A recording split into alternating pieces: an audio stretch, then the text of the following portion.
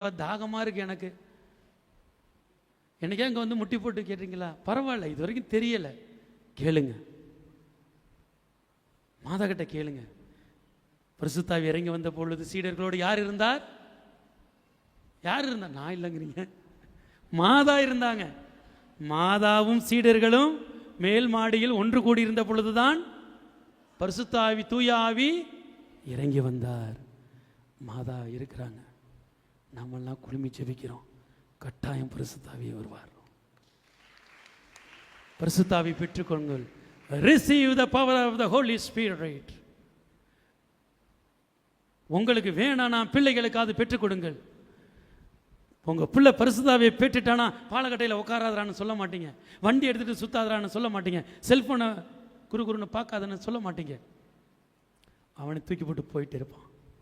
உங்களை பார்த்து சொல்லுவான், ஏம்மா ப்ரேயருக்கு வாம்மா, ஏம்மா ஜெபமாலை சொல்லுவோம்மா, ஏம்மா கோயிலில் கொண்டு வந்து விட்டுடுவாம்மா. இதுதான் ஃபர்ஸ்ட் ஸ்டெப். ஒரு தாய் சொன்னார், என் பிள்ளைக்காக பல ஆண்டுகள் ஜெபித்தேன்.